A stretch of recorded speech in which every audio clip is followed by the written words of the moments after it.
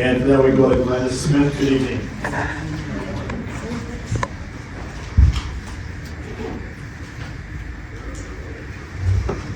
Good evening. Thanks for having us this evening. All right, I'll just get started. So, just giving a few updates from 2025, and then sharing our plans here for this upcoming year, which I guess we're we're almost a quarter of the way through. So, this is a recap of what we cover with tourism in Owatonna. And we have 60 restaurants, 80 retail and shopping, 6 trade shows that we cover with small things that happen throughout the community, 15 historic and architectural sites that are not homes. We host 33 tournaments and competitions throughout the year, 13 different entertainment venues, over 100 festival and events. We've been hosting around 35 group and bus tours each year. And we see about 20,000 plus overnight visitor trips throughout the community. We host 33 meeting spaces and venues, and it looks like I need to update my miles of trails. We upped that to 30 in the last visitor guide, so increasing our miles. Recap of 2025. We did website redevelopment that came after our branding program.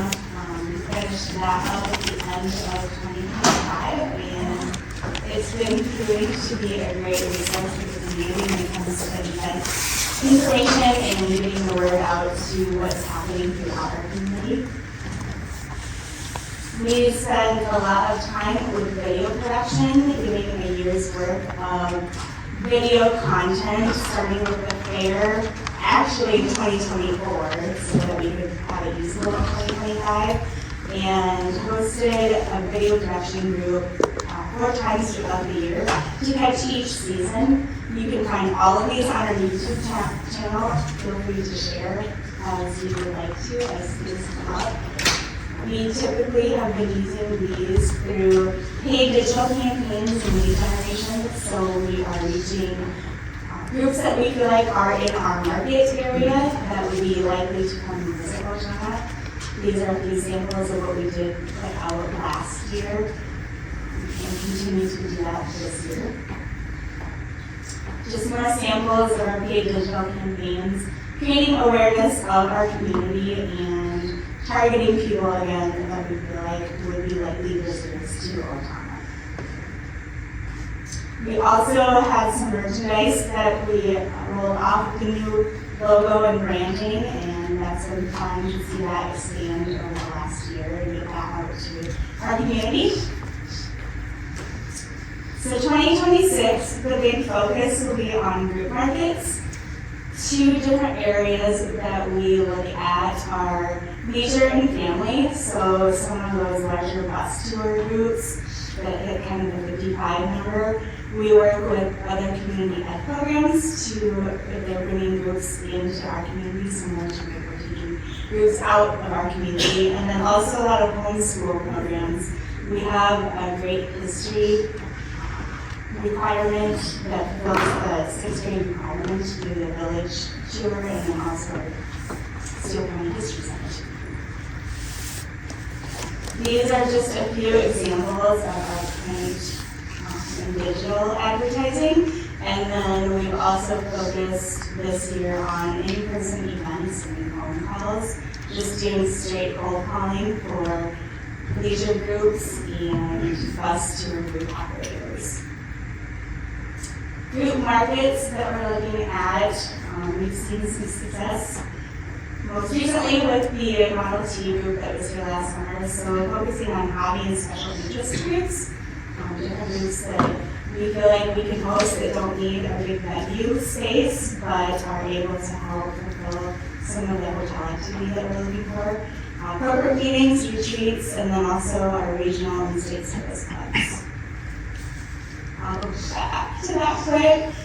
Looking at kind of categorizing some of our different type of venues that we can host things. We have a great downtown space, which includes a hotel, and then we have our Owatonna Eagles Club has a great space to host events. Stories has a great space, and then with the recent addition of the Zamboni building, it kind of creates a fun downtown area that we can use all of them or some of them depending on what we need. And then of course the trade shows, expos, and livestock shows, which we're going to have the egg event this weekend at the Four Seasons Center, so make sure you stop by.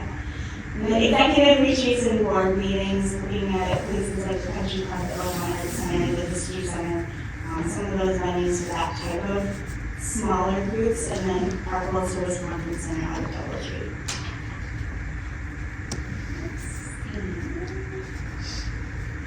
These are some of the digital print and in-person events we looked at.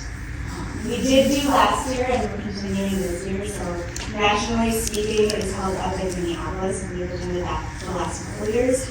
It's typically event planners that are looking for different event speakers, but then we can have a booth there as a vendor that also captures some of those leads. Some of the digital and print ads are the other examples here.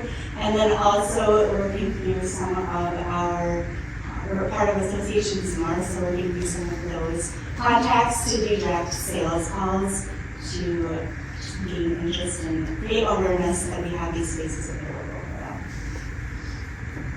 These are some billboards. We do the shop and dine in November through about February, and then February, March, we switch out to the biking up by Faribault, and then we just recently, the first week in March, put up the Richmond History billboard down by Alberley. Any last questions? How do you track the effectiveness of a billboard?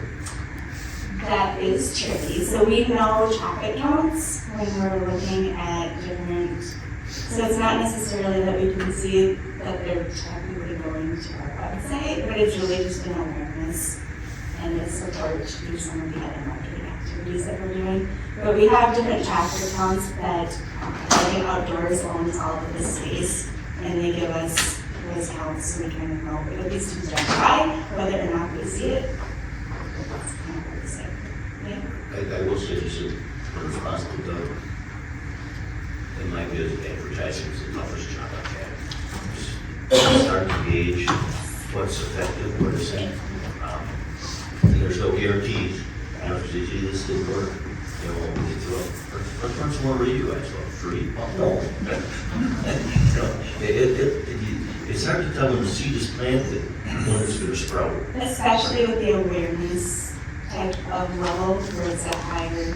I do know when we had the wind, we ripped out the one in Faribault, I got all kinds of calls that was torn out. People noticed. Maybe we should just leave it torn, people are noticing it. So Dan, how about one more time? But in beautiful downtown. There you go. Thank you. Any other questions so far? Yeah. I do. The website redevelopment, the videos that you do, are those all in-house that you do that? They are not. No. And how about the relationship between where a lot of the funds come from, the heads on beds and hotels? Are they happy with the way you're promoting? I think we're good. I think, they always are looking for more business, which is totally understandable. I think just with the market change in our hotels, we added 3 hotels in 3 years. It's definitely a challenge to continue to seek out those groups, but that is where we're working, especially with those direct calls that we're working on right now, to just let people know we do have these spaces available, and being able to pocket them in those 4 different areas helps us focus in on the type of groups that we feel like we would be able to accommodate well. So it's a process, but I do think we're good at that. There's gonna be some. One more question. I know that we've been picking on the convention center for forever. I remember would a 300 person capacity, 400, would that be I don't think, do we have anything like that now? And does that hinder us when we don't have a place like that?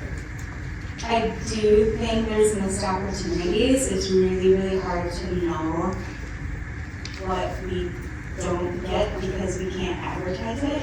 I'm working with a group right now that is looking at 700 to 1,000 attendees, and it happens to be when the Four Seasons does not have ice on. So it looks like we'll probably be able to accommodate that, but if it were another time of the year, we wouldn't be able to. So we do see some groups that are looking for really anything over 250 is hard to accommodate, unless it's the Four Seasons, and then we just have that condensed time period to use that. Any other questions? Those are all digital billboard, aren't they? These are not. These are all static. We do have the digital one that we put more event type of activity on, out by Rebel Greens. And we're able to change that just as we like to. I didn't hear where is that one? Over by Rebel Greens. Okay. Who owns the one down by Fort? That is a Reagan advertising. Okay. So these are Reagan, and then the one by Fort is also Reagan. We don't have anything on it right now.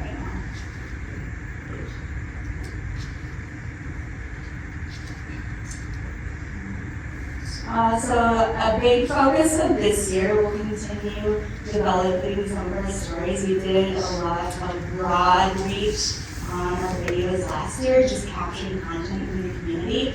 This year we'll be focusing specifically on storytelling, and so capturing some of our local business history and some of the success that they see in our community.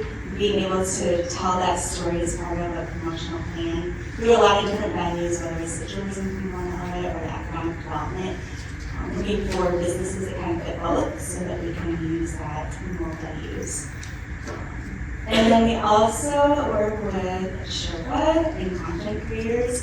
The support small business up there on my right is just one of those examples, having a content creator come in and tell the story from a visitor's aspect, and they do an itinerary through that platform. And also building our volunteer programs. We're seeing with the anticipation that we're growing some of these group tours and that type of thing, we need to build up our volunteers to help host those. And so that's something, we started a little bit with the Owatonna food tour. We kicked that off in the middle of February, so that was a great platform to be able to reach out to volunteers to help grow that. So that's where we're starting with that right now, but we'd like to grow it. Our mayor does our National Farmers Bank tour, but he gets a little busy sometimes and isn't always able to accommodate that. So that's another area that we can see use for some of those guides and group tour volunteers. Another focus, kind of with the branding side of things, is working with HR departments and realtors to identify their needs to help with recruitment, retention, and new resident focus.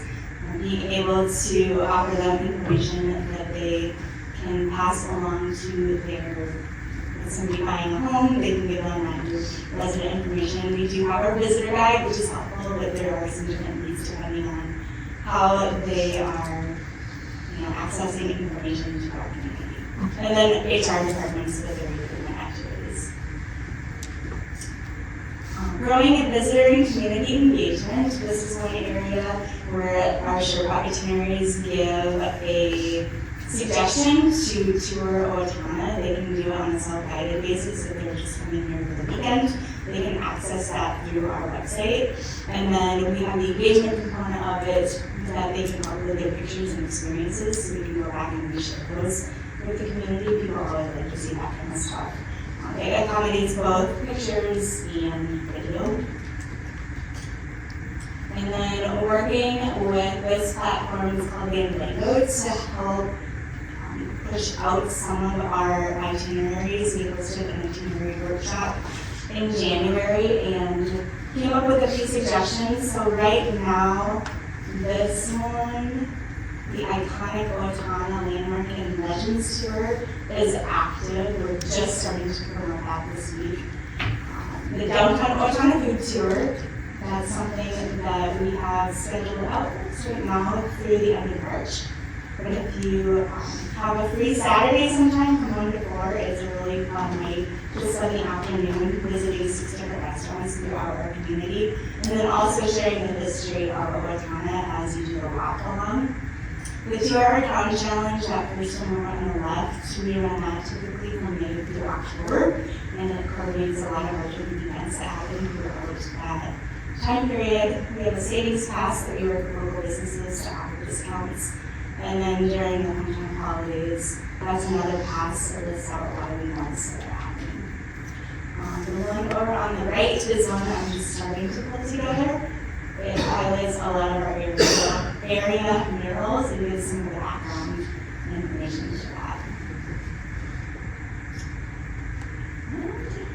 Continuing to build strong relationships with our media road trips, setting and starting a set of partners. That just helps leverage beyond our community when we're working on advertising. We can work together to increase that reach. And a couple of things that you've probably seen pop up around town that's more related maybe to the branding part of it. Lisa had some Main Street banners that went up in 2025. And then we had the water tower, that was fun to see go up. And we got the light range.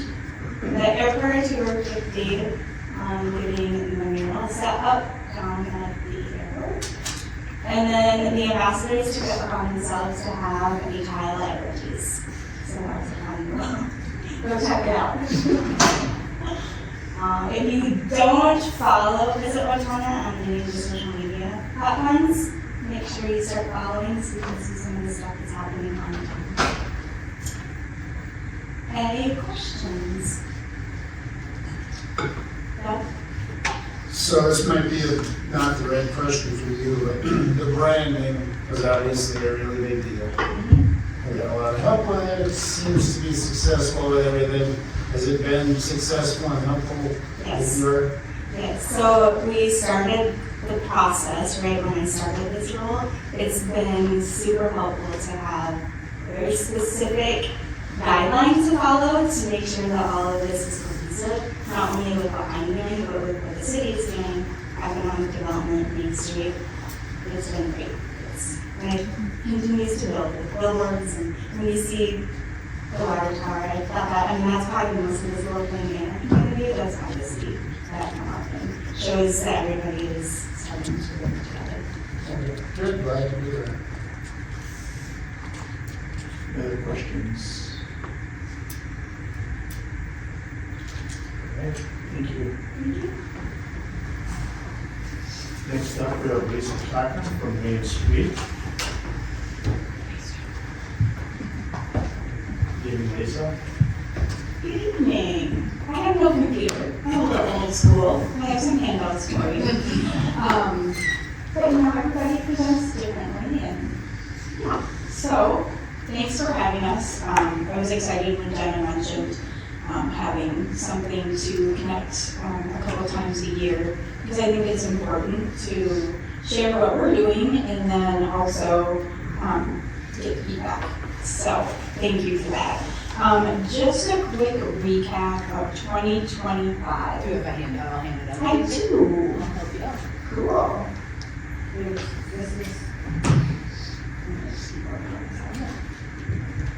we go. Don't read it until we get there. Because otherwise, I'll tell you, you're not paying attention. A couple recaps of 2025. We had an average of about 4,500 people at each event for Downtown Thursday. That's an average of all 5 events, including September, which basically was a quarter of an event because it got rained out. We had a net growth of 6 businesses in the Main Street district.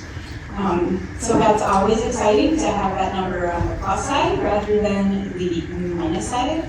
highlights of things that have happened in the Main Street District. Of course, MSB with their expansion and move, the Ascend property, which is full, I hear, and then Homestead Medical as well. We're looking forward to the next phase of that, which is also in the Main Street District. Just interrupt if you have questions as I'm talking. So, this handout, with this sheet and then the little half sheet, was something that we developed in 2025. And it is a brochure that I use just to get information out about Main Street to people, but also when we are soliciting for sponsorships for Downtown Thursday. Downtown Thursday takes about $25,000 to put on for the season. And that's including 8 bands that we have, and then all the free activities for families that we want to continue to offer for free. Like our balloon animals and bounce house and all those activities that Mom and Dad really don't want to pay $5 for a balloon animal, but this way we pay them and everybody gets that for no charge. And so we're proud of that. Sponsorships, so sponsorships are really vital to Downtown Thursday, and I think I wanted to really stress the things that Main Street does. It's not just the events, it's a lot of other things too, and so that has worked out really well so far. Let's talk about what's happening now. This is the front page of our latest business brief. It hasn't even gone in the mail yet, so got a sneak peek. But in that blue part there, it talks about the partnerships that we will have with the shops at Rose Street, and that is at 115 East Rose. And that's the shops at Rose Street. This is part of the class working on them. They're working on 4 at a time, and so that will be exciting. They will be done, he promises, by the end of the school year. So we will have some shops to put up, and super excited about that. That's going to be a huge attribute to our downtown area. Before the shops open, we are having a retail incubator inside that building. Because there's been some confusion using the word incubator because of the way BDC used to be called the retail or the Owatonna incubator, we've changed the name of the incubator to the Retail Collective. I've got 5 vendors signed up, ready to roll, and I've got a couple other ones that are mulling around and thinking about that. We hope to open mid-April, and this is where vendors come in. They rent a small area to sell things that they make, things that they want to resell. It's a great opportunity for a lot of the farmers market vendors to have their stuff out all the time, and they don't have to pack it up every time. And again, with both of these 2 places, there will be mandated hours, and that includes Thursday night, Friday night, Saturday during the day, and Sunday during the day. We're really looking forward to that and hoping that those hours catch on with some of our other businesses and establishments downtown. Also, just to know what else is in that building, so I know we're going to see some good foot traffic. We've got co-working space, so there are desks and cubicles people can rent to work together with other, not together, but in the same area as other people. We have seen some people that have worked from home that just want a different change of scenery. We've seen someone that has been coming through Owatonna and needed a spot to hang out for a couple weeks, and so they rented a cubicle there. We have high-speed internet, and so that helps a lot for people. And it's really becoming something that's popular in a lot of different areas. And then we have the craft apothecary and the makerspace, which have to do with trades and crafting, and those aren't open yet. We're waiting for some ADA construction to be done for that, but we're excited about that. And then Danielle, who works for the OABDC, is officing out of there as well, so she's meeting with clients on a regular basis. So we're very excited about that collaboration, and as it talks about in this little article here, it has been a collaboration with a lot of different entities in town, and we're very grateful for that. All right, so some other things that we kind of wanted to talk about. I have been now added to the process of permits for events in the downtown area, the Main Street area. I will say that I get permits for other events too, and I'm happy to put my 2 cents worth. I usually say, this is a great event, I'll come. But I'm not approving those, but it has been a great experience so that I'm aware of events that will be happening in the Main Street area coming up, and we can identify possible issues that may come up also. So I feel like it's been working very well so far. And then I'm going to talk a little bit about social districts. That was something that Jenna and I had talked about, and other people have asked me about. Did I hand out your paper on that? I might have handed out my paper. Does anybody have a story?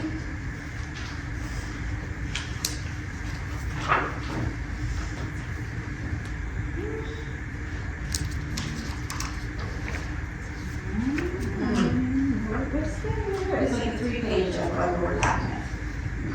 Nope. Okay, I'll just, Remember that? pardon? Is it on the bottom of what I handed out? There's some few leftovers. No, I'll use my heart. How does that sound? So social districts, I talked to some of you about that, and we want to do some more investigating into the social district, and if that's something that we want to pursue here in Owatonna. So, picture this with me. A couple down at MSB, a locally owned brewery. Having some fun with some friends, decided that they want to explore some more of the downtown area. They grab a beer in a very special cup that is only used for this purpose, and they walk along the Muckle Trail, which goes along the scenic Straight River, follow it up, and come up on Cedar Avenue. They hear something.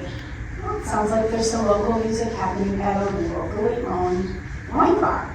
So they head into Grateful, they listen to some music for a bit, and then they decide they're going to go have dinner. So they grab a glass of wine, and they head up Rose Street to the Eagles, because they decided that that's where they wanted to eat dinner. But on the way, they're walking right by the shops at Rose Street, and they smell kettle corn. It's just bringing them into the area. They see the shops are open and they're so cute. So they stop and they buy a couple gifts for some friends, and they buy some kettle corn for later. They walk up to the Eagles, eat some dinner, probably do some pull tabs, support the local community, and then decide they're going to go for a little walk. So they one of them orders a drink to go, and the other orders soda to go, because one of them is driving and we have to be responsible. So they walk down, right down Cedar Avenue, looking at all the beautiful shrubs and the trees that have grown so much in the past several years, and they wind up in Central Park, sitting on a bench, sharing their kettle corn and enjoying the sunset behind OPU. Is this something that Owatonna wants? There's very different ideas about this, and if it is something that different people want. This is where I'm going to stumble just a little bit, because I have a lot of stats on there. Right now there's only 3 cities that participate in this, and it has to be something that you get special permission from the legislature from. So Anoka has been doing it the longest. Shakopee and Northfield are also the other places that have been granted this. Northfield really hasn't done anything yet with theirs, and Shakopee was just awarded it last year, so they were able to do some fall time with the social district. So we got some numbers from them. Again, I can't remember. I don't know. Really interesting where that sheet went. But from what they said, they hadn't had any issues as far as people misbehaving or whatnot. They sell the cups, so these specially marked cups, they are eco-friendly, they're a one-time use, and the city sells those at 50 cents a cup to each participating business. This is not something that just we make everybody do. This is by permission that they feel like they want to be a part of that. They get signage, we have to have specific signage that says welcome in, drinks welcome, or come on in and shop, no drinks. So it's very clear cut for people.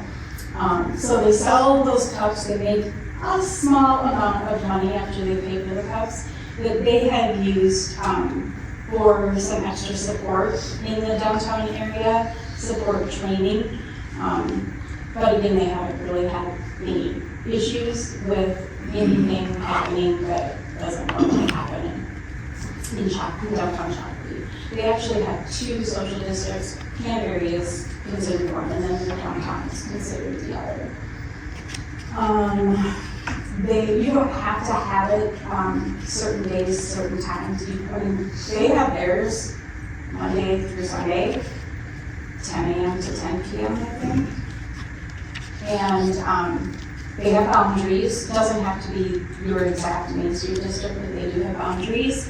Any city can set parameters that they want, as long as it's more than what the state sets. Right now, you do have to apply for it and be granted that.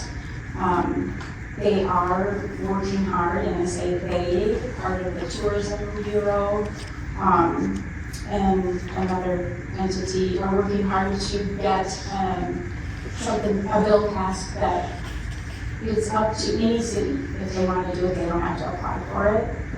It's just up to the city to make that decision if they want to be a social district or not. On the other side of that, and this is very bipartisan, but on the other side of that, there is a bill up there that has some parameters. One of them being you can't have a social district within 20 miles of another social district, or only the big cities with a certain amount of people living there, Rochester, Minneapolis, St. Paul, Bloomington, and all of us other little guys would not be granted that. So there's some different things that come into play with that, and if that is something that we want to pursue, I've got contacts that would be happy to meet. I did a Zoom call, a couple people did attend that we got some good information from, and so we can continue with that as well. For 2026, we're really just I'm looking forward to the events downtown, and the economic vitality that the shops and the Rose Street Center are going to bring to downtown. And eventually, we want those entrepreneurs to be building buildings. And there's a lot of other stuff that happens, but those are the highlights. Any questions? Yeah, Dan? This is a program that I believe that you have,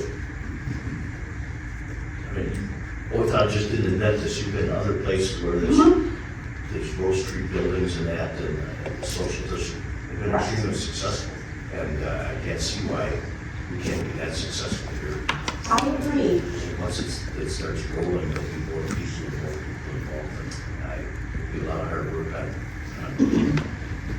Yep, it was August of 2024 when the school started, so, yeah, we had to be patient through a lot of things, and we've John Williams and I felt like we were on a road show presenting to all sorts of different people, but that's the beauty of that. It's the collaboration between many entities in the city that actually is going to make it very successful and make it work.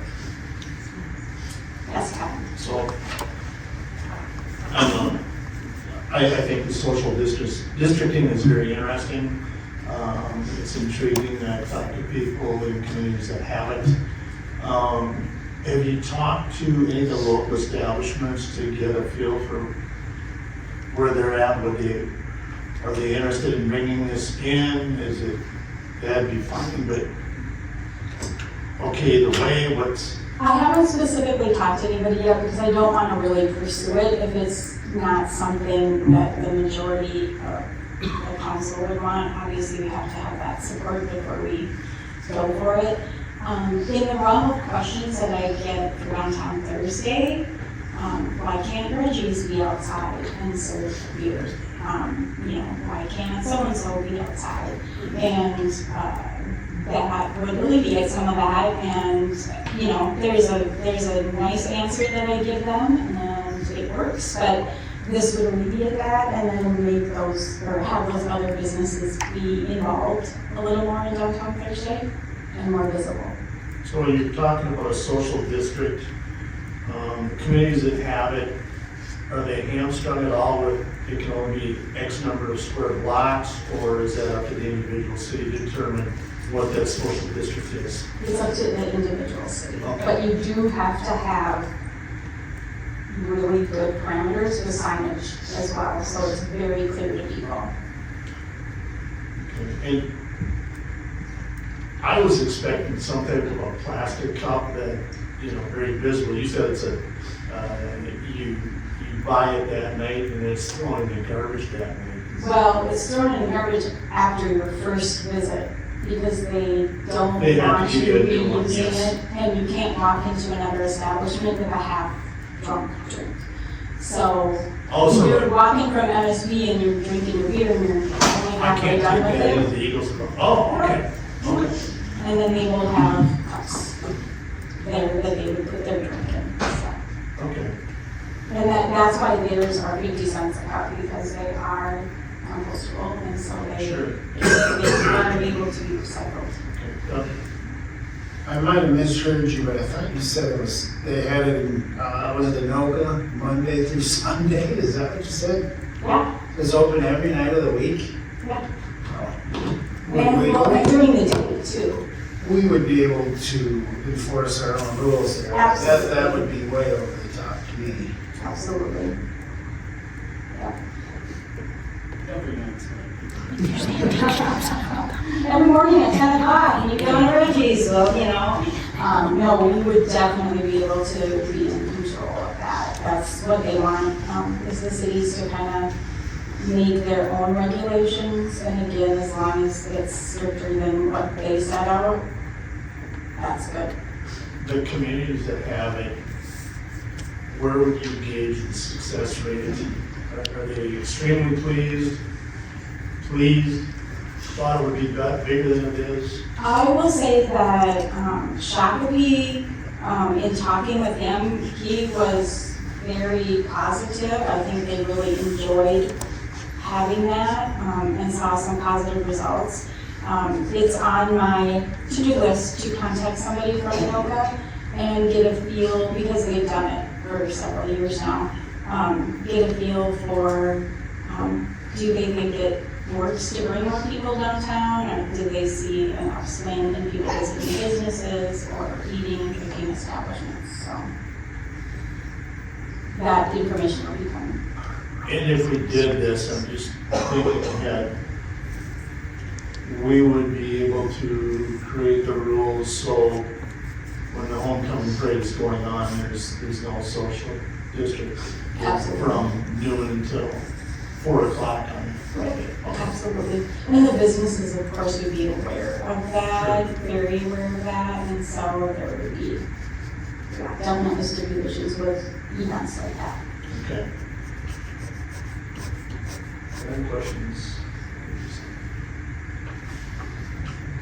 Thank you very much. All right, and I invite anybody that wants more information or detailed information on anything I spoke about tonight, give me a call. I'd love to meet you for coffee. Well, I don't drink coffee, but we can have coffee. Or you're welcome to come to my office anytime. Okay, thank you. Yeah. All right, we've got 5 minutes. We're showing at 6:15, so we're gonna go on a pause, and at 6:15 it'll be recreation day for Kohlmeier and boat rental.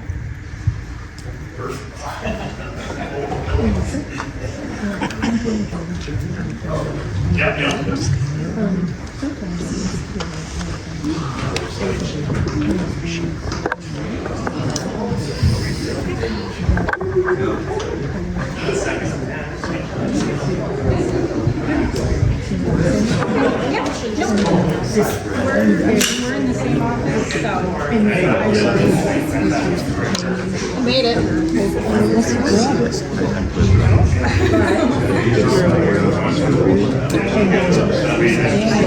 I know, it's a long, it's an epic. Okay. But with some of the different city. You put us in charge. Might be able to die. And then they're hoping you feel out on it. You know, like the cartoon.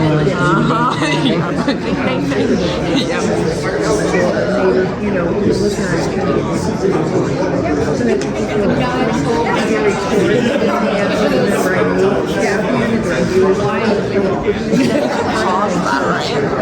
Okay. And then you can continue recording. You right? Yeah. Hi, Glenda. I'm Gail Jordan. I just Amy from Yes. I want to thank you so much for helping me save that. Is it helping? Yeah, it's certainly peace of mind. Because I don't know if it's coming together. And when I moved in, I had to know negative experiences. So I'm gonna have to search that out and just let this be. but I want to be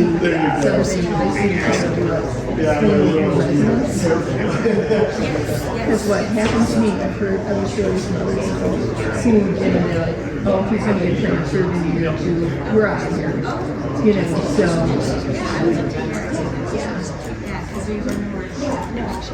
no, I can tell you what happened to me. And some of it is just the town culture. But some of it maybe you can really shock people. Whatever we can do to help. Yeah, and yeah. So it's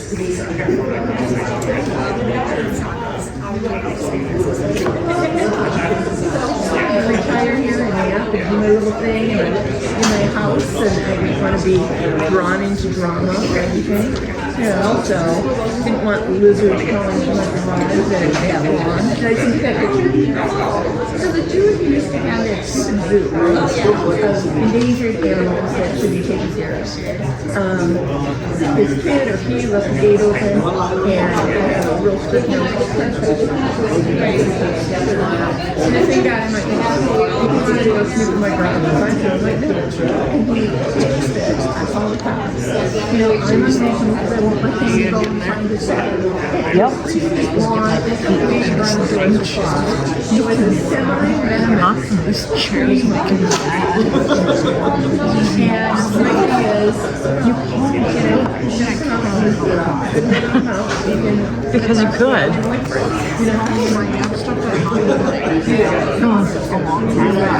Which, well,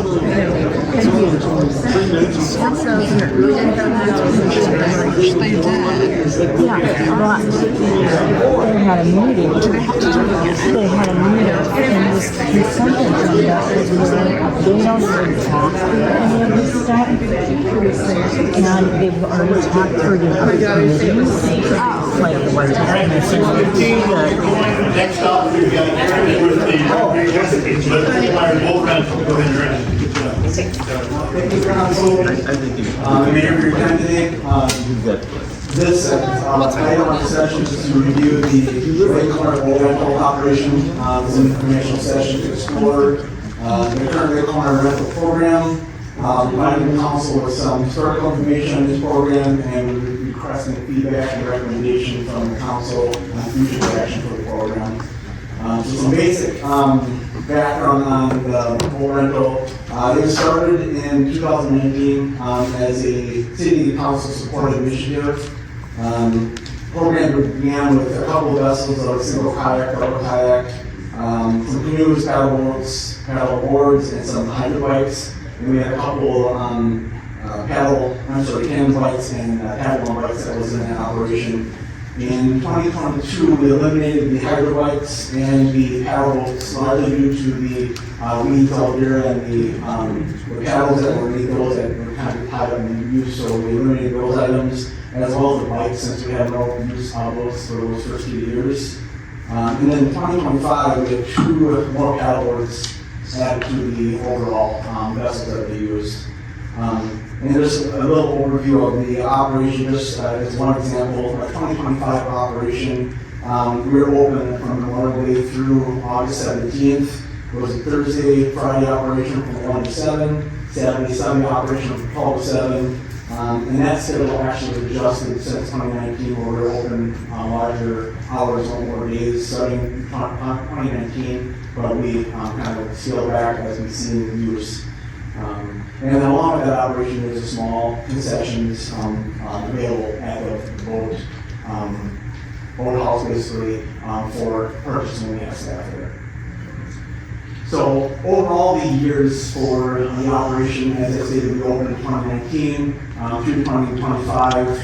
We have a variety of lengths of days, durations, and as well as rentals per day. As you see in this slide, we started with 101 days of operation the first year since we were open back in Memorial Day through Labor Day, and up until the point, and I'm not quite sure some of these slides are cut off, but up to the point of 2025, we actually opened 52 days, just because of the scale of that Thursday through Sunday operation.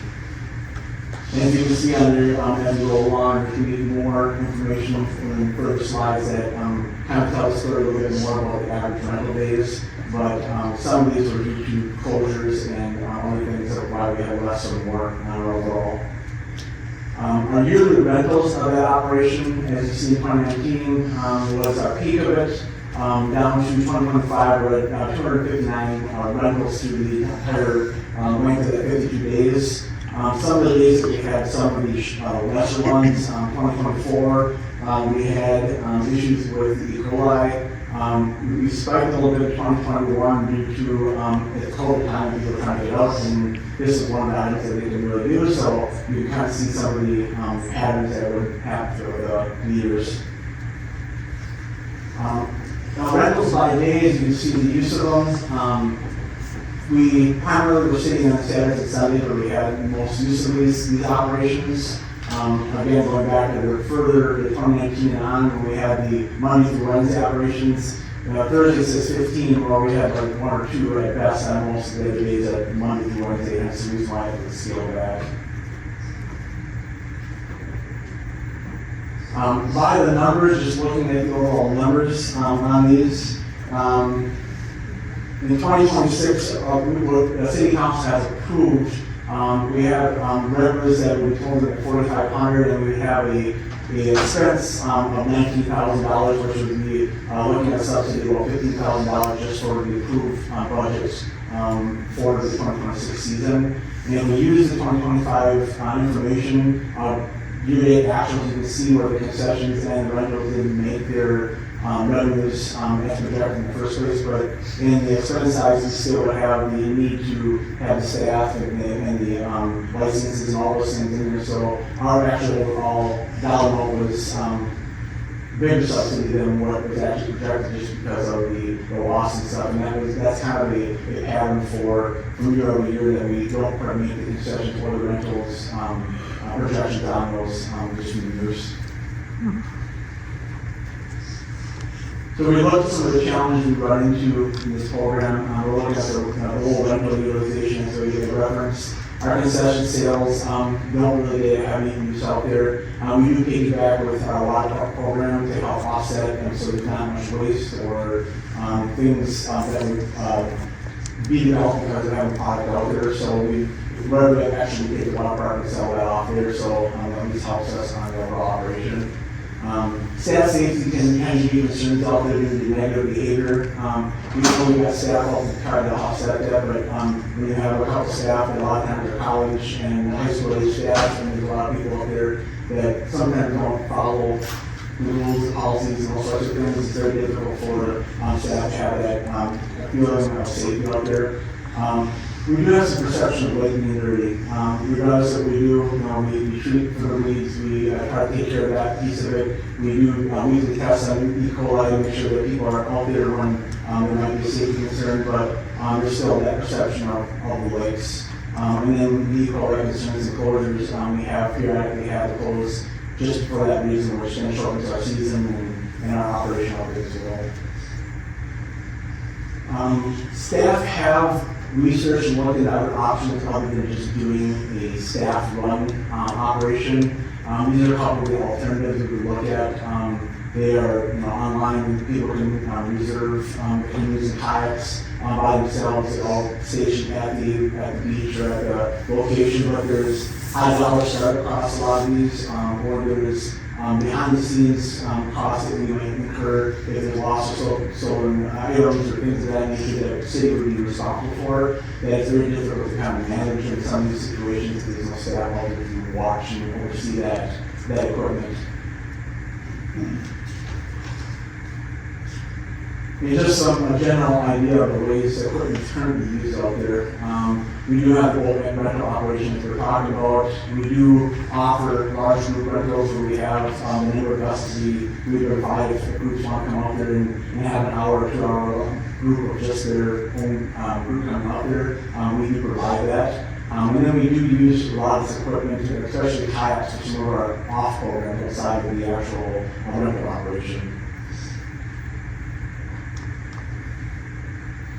So if we were to get into discontinuing of this program, we would still continue some of the minimal dollars for example, continuation of water testing, but then we could potentially look at reallocating the funds that were approved by City Council late 2025 this year. Anything from not using allocated funds at all and just keeping that into the general fund to a variety of other options that we could look at focusing on.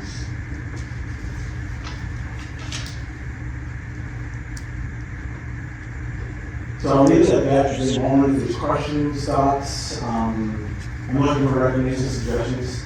Eric, so based on this, do you have a recommendation for us? Maybe you think it's money well spent to continue to do rentals, or would you recommend that we do something different, like showing the site before the site? Or other ways that it's currently looked at? So it's hard to say a neutral idea because I'm looking, we as a team and as a recreation division is trying to,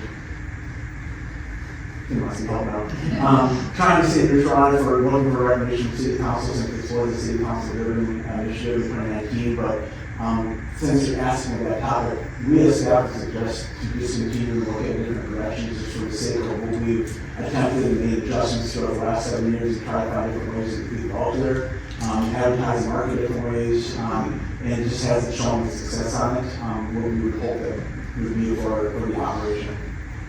If we discontinue, we would still have the kayaks and stuff to use for programs, right? Correct, yeah. And we will continue with those programs, yeah. Eric, my question is, so obviously the financial side is not good. No rentals, no concessions, I get that. Is the park being used a lot? I mean, is there a lot of people there, but they just don't do that? Correct, yeah. We have a lot of groups that come out there, they have family picnics, go out there and swim on their own, those sorts of things. So it's just that particular program. A lot of people that we hear about, if they're into those kind of programs, they have their own vessels and, it's time for community to kind of get accustomed to what you're using. And if they're coming up through one-offs, which is great, but they're not the regular users, they're the recreation users that might want to go out there and have one day of fun. Well, you can only get somebody who has 1 day of fun to help build up their overall, or if you have regular users all the time, then you probably see more use of those equipment. So it's still a pretty successful park, it's being used. I guess the question I have then is what's on us to keep it open? Do we need staff there? Do we have to have lifeguards? How does that work? Well, to keep the beach open, if it's sort of no risk, and there's no lifeguard duties posted, they're allowed to do that. If we were to have lifeguards out there, then we'd have to get certified on the beachfront, so a lot of which we don't currently do because we have a water park, but people are able to swim on their own, and it's posted the way we have it currently. We don't, our staff that are currently there, there's no certified lifeguards or anything, they're on the guest services, the guest services lead side, so with or without them wouldn't make a difference on who can use the beach. So the park will still be used a lot, we just won't have these things. Correct. We have a new playground that's put in not too long ago and cleaned up a lot of the brush and stuff along the fence line, so they cleaned up that park as a whole, which really nice. And it was a nice donation by Lowe's. Eric, can you go back to the slide where it talks about E. coli? That's it. E. coli concerns enclosures. You're not gonna like hearing this, but I won't let my grandkids swim in there anymore. So, call it Lake Kohlmeier, but it's not much of a lake or a pond as far as I'm concerned. I swam in it. We understand people's concerns in that, and that's part of the reason why we continue to do the testing of E. coli.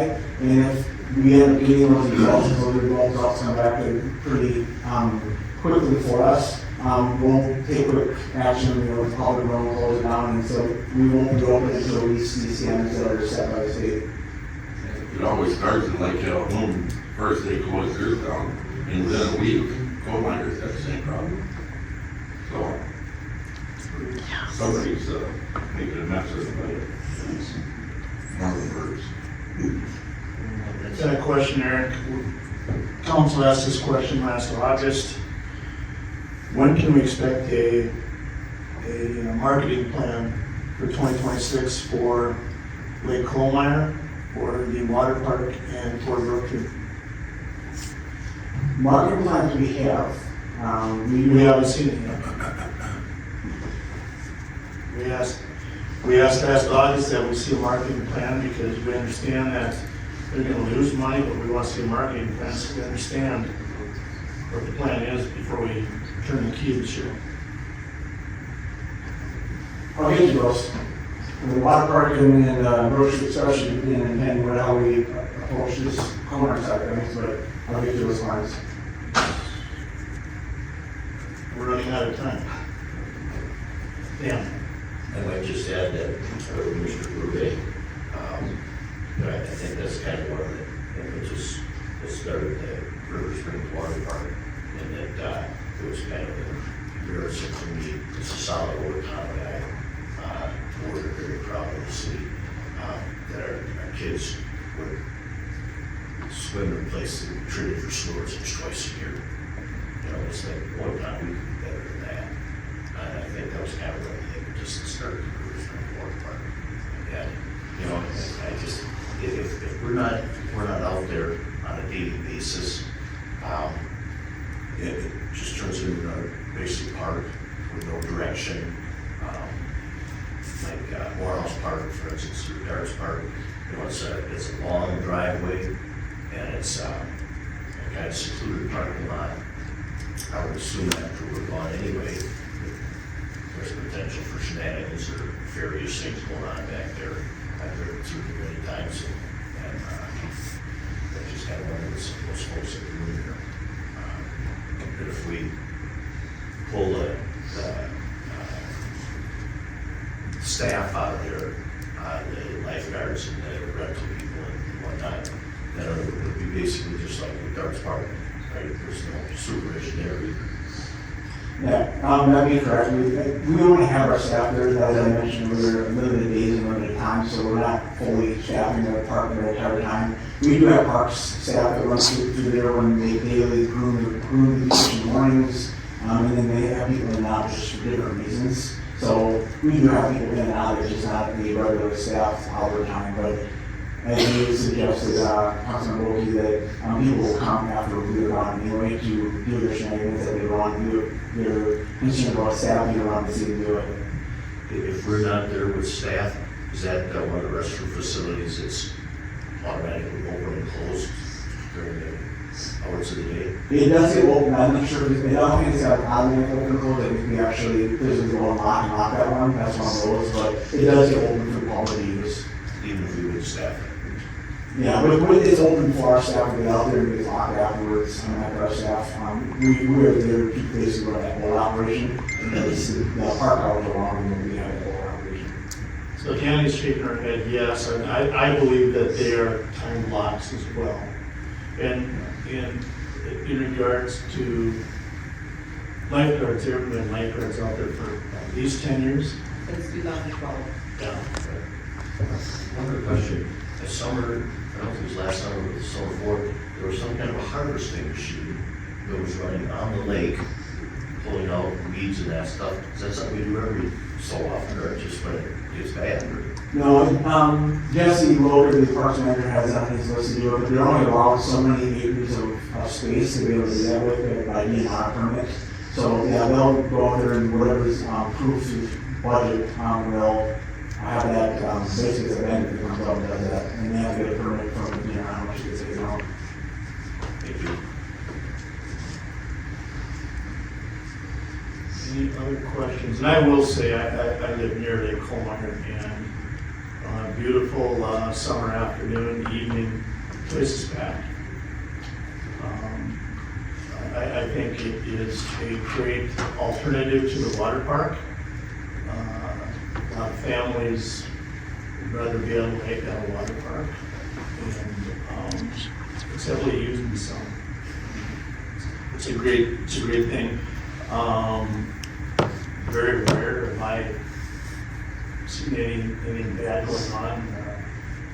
It's a very uncommon occurrence to have law enforcement down there. So I think that people are pretty well behaved down there.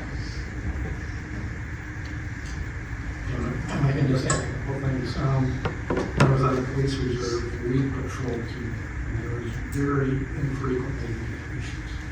We also have the locking gate system, that's a lot too, both at Kohlmeier and Darts.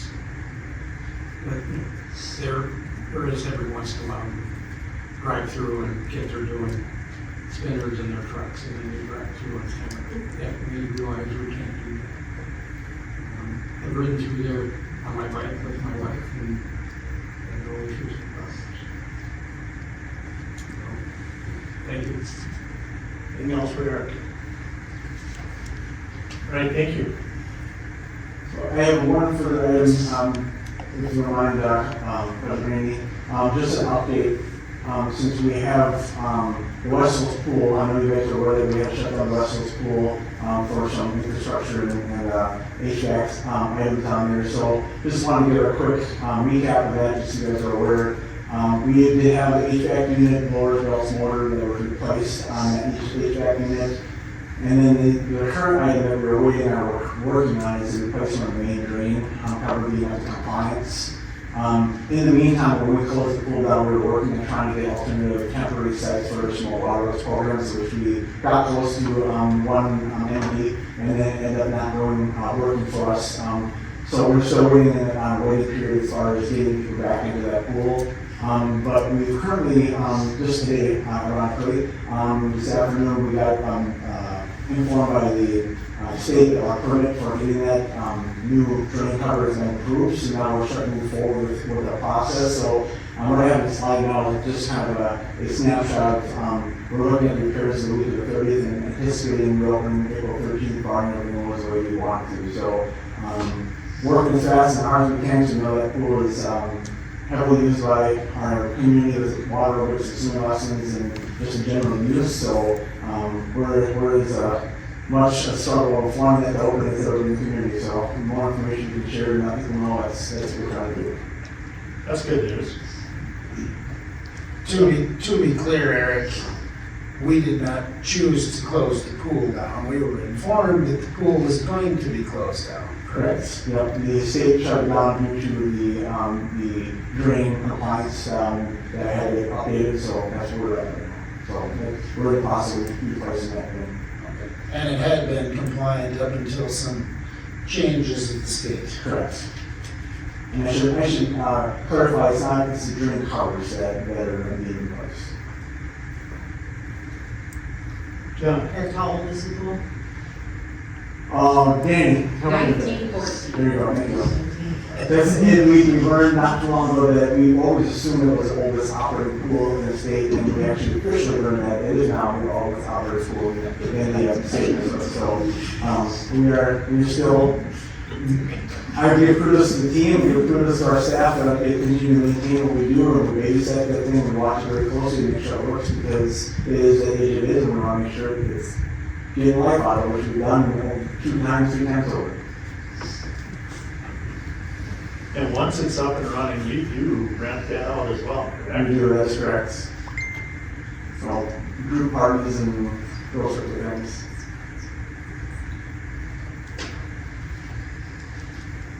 All right, we've got nothing else on our study session, so we will adjourn until 7 o'clock. Thank you. Thanks, sir.